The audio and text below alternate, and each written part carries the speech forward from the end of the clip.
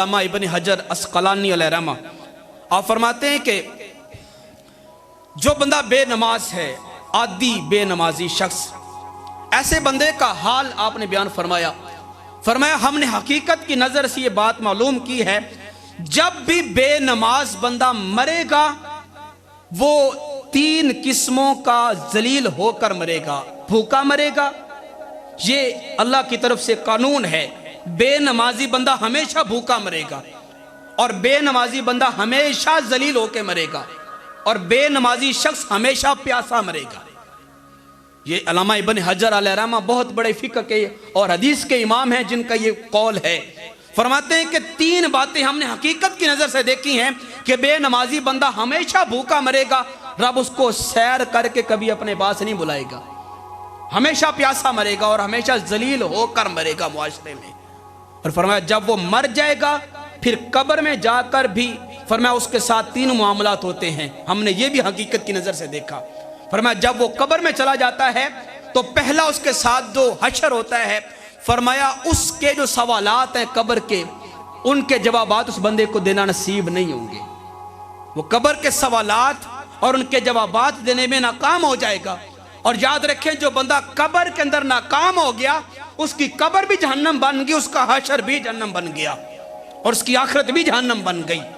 پہلی بات فرمایا وہ قبر میں جو سوالات ہیں ان سوالات دینے میں کبھی بھی وہ جواب نہیں دے پائے گا جو دنیا میں مسلسل نماز کا تارک ہوگا۔ اور آپ نے فرمایا دوسرا، قبر کے اندر اس بندے کو ذلت یہ ملے گی کہ اس کے اوپر ایک بہت بڑا اژدہا سانپ مسلط کر دیا جائے گا۔ اتنا بڑا وہ اژدہا سانپ ہوگا کہ وہ اگر اس اپنا وہ جو پھن ہے پھیلائے اور وہ وہاں پہ ایک چیخ مارے، وہ سانپ اس کی چیخ کی آواز سے دنیا کے اوپر جتنے بھی پرندے، جتنے بھی درندے، جتنے بھی جانور، جتنے بھی انسان اور جنات ہیں وہ چیخ کی آواز سن کے سارے مر جائیں۔ اتنا وہ بڑا اژدہا سانپ ہے جو بے نماز بندے کے اوپر قبر میں مسلط کر دیا جائے گا۔ اور فرمایا کہ قبر میں اس بندے کا یہ حال ہوگا۔ اور فرمایا کہ تیسرا اس کو قبر میں جو ذلت ملے گی وہ یہ ہے کہ اس کی قبر 70 گز تک چاروں طرف سے جو نا وہ دور جا کے پیچھے ہٹ کے تیز دوڑ کر آپس میں آ کے ملا کرے گی، جس کی وجہ سے اس مردے کی، اس بندے کی ہڈیاں آپس کے اندر وہ مل جایا کریں گی اور پیوست ہو جایا کریں گی، اور پھر وہ زمین پیچھے ہٹے گی، پھر آ کے بجے گی، پھر پیچھے ہٹے گی، پھر یہاں تک کہ قیامت کی صبح تک یہ معاملہ اس کے ساتھ ہوتا رہے گا۔ یہ بے نمازی کو قبر کے اندر عذاب دیا جاتا ہے۔ اور آپ نے یہاں تک بھی بیان فرمایا اور فرماتے ہیں کہ بے نماز شخص جو ہے، ایسا بے نماز بندہ، فرمایا کہ اگر یہ دنیا میں کوئی بھی عبادت کرے، کوئی بھی عبادت، اس کی عبادت قبول نہیں ہوتی خواہ وہ جتنی مرضی کر لے۔ نماز کے بعد حج بھی عبادت ہے، زکوٰۃ بھی عبادت ہے، اور ہم تو یہ صرف سالانہ محفل پہ اکتفا کر لیتے ہیں نا، اپنے بخشش کا ذریعہ ہم نے صرف اسے سمجھا ہوا ہے کہ سال میں ایک دفعہ محفل کر لی، یا شبراتی عیدی بقرعیدی ہم مسجد میں آ گئے، ہم معافی ہمیں مل گئی، ہمارے جو مقرر ہم نے تو ان کو جو نا وہ اس لیول پہ پہنچا دیا ہے کہ وہ جناب جنت ہمیں خرید کے دیتے ہیں، رب سے لے کے دینے کا ذریعہ ہمارے وہ لوگ بن گئے نا۔ تو فرمایا جو بندہ دعا کرتا ہے، اور فرمایا جو بندہ عبادت کرتا ہے، اس کی کوئی بھی عبادت، نماز چونکہ پہلا رکن ہے نا، نماز پہلی عبادت نماز ہے، جس نے پہلا رکن ادا نہیں کیا اس کا دوسرا قبول نہیں ہوگا، جس نے پہلا ابھی تک نہیں کیا اس کا تیسرا رکن قبول نہیں ہوگا، اس کا چوتھا رکن قبول نہیں ہوگا، جس نے 5 نمازوں کی پابندی نہیں کی وہ اگر زندگی میں ہر سال جا کے عمرہ کرتا ہے اس کا عمرہ کوئی قبول نہیں۔ یہ امام ابن حجر اسقلانی علیہ رحمہ کا فتویٰ ہے، اور فرماتے ہیں کہ جس نے نماز پنجگانہ کی پابندی نہیں کی اس کی نہ تو کوئی محفل قبول ہے، اس کی نہ تو کوئی صدقات و خیرات قبول ہیں، اس کے نہ روزے قبول ہیں، الغرض اس کی کوئی بھی عبادت قبول نہیں ہے جو پہلا فرض رب کا ادا نہیں کر رہا۔ جب تک پہلی سیڑھی آپ نہیں چڑھیں گے دوسری پہ آپ کبھی بھی نہیں جا سکتے، جائیں گے گر جائیں گے۔ اور دوسرا آپ نے فرماتے ہیں کہ جو شخص بے نمازی ہے،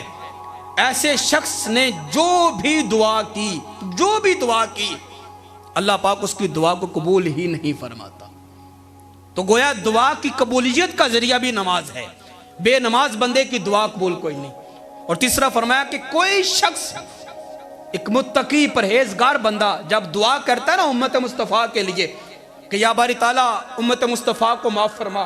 یا قبرستان کے پاس سے گزرتا ہے اور کہتا ہے کہ یا باری تعالیٰ اس قبرستان میں جتنے مدفون ہیں تمام کی بخشش فرما، اکثر ایسے دعائیں کی جاتی ہیں، مومن بندے دعا کرتے ہیں۔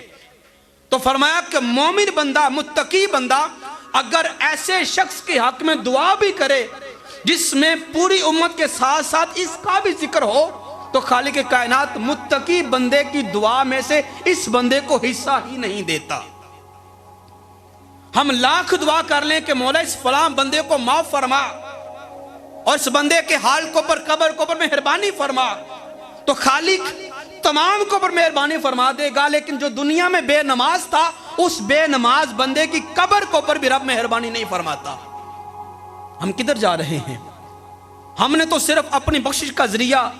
چند ایک ضروری باتیں، ضروری کیا غیر ضروری باتیں رکھ لی ہیں۔ ہم زندہ ہیں تو ہم نے سالانہ محفل کرنی ہے مثال کے طور پر، یا ہم نے سال میں کوئی ایک آدھ عبادت کرنی ہے جو ہماری معافی کے لیے، بخشش کے لیے کافی ہے۔ یہ ہماری زندگی کا معمول ہے، اسی کو ہم نے اپنی بخشش کا ذریعہ سمجھا ہوا ہے۔ اگر ہم مر گئے ہیں تو مرنے کے بعد ہماری بخشش کیا ہے؟ پچھلے نے کیا کرنا ہے؟ اس لاحقین نے بڑا جناب دھوم دھام کے ساتھ کل خانی کا ختم کروا دینا ہے، کسی بڑے سے مراسی کو بلا کے ہم نے ممبر پہ بٹھا دینا ہے اور وہ ہمیں چار باتیں سنا کے جناب بخشا کے وہ چلا جائے گا۔ ہم سمجھتے ہیں ہم بھی بخشے گئے، ہمارا جو قبر میں تھا وہ بھی بخشا گیا۔ ایسے نہیں حضرات ذی وقار امام ابن حجر اسقلانی رحمہ آپ فرماتے ہیں کہ ہم نے حقیقت کی نظر سے دیکھا ہے، اگر کوئی شخص بے نمازی مرتا ہے، اس کے لواحقین، اس کے ورثاء، اس کے دوست احباب اس بندے کے حق میں جتنی مرضی عبادات اور جتنی مرضی دعائیں کر لیں، رب ان عبادات اور دعاؤں کا حصہ اس کی قبر میں پہنچاتا ہی نہیں ہے، کیونکہ جو اس کے اوپر خود ذمہ تھا اس نے وہ تو کیا نہیں،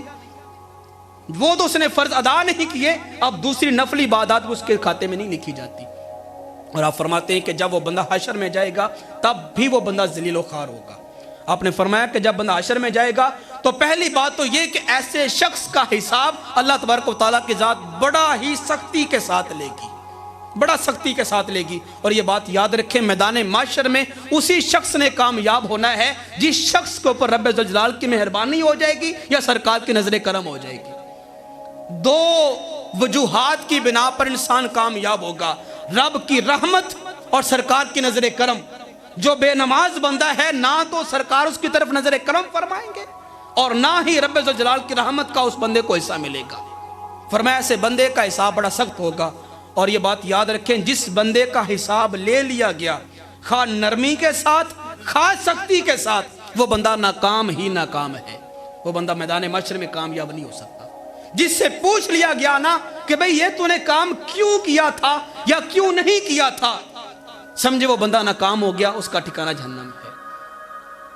دو چیزیں کی وجہ سے صرف بخشش ہوگی، رب کی رحمت اور سرکار کی نظر کرم۔ بے نمازی فرمایا اس کی جو نا وہ میدان معاشرے میں پہلی ذلت یہ ہوگی کہ اس کا حساب بڑا سختی کے ساتھ لیا جائے گا، اور دوسرا فرمایا اس بندے کو پر رب ذوالجلال کی ذات بڑی ہی غضبناک ہوگی جس نے دنیا میں پہلا فرض ادا نہیں کیا ہوگا، نماز کا۔ سوچیں ہم کدھر جا رہے ہیں۔ اور تیسرا فرمایا اس کا جو ٹھکانہ ہے وہ جہنم ہو جائے۔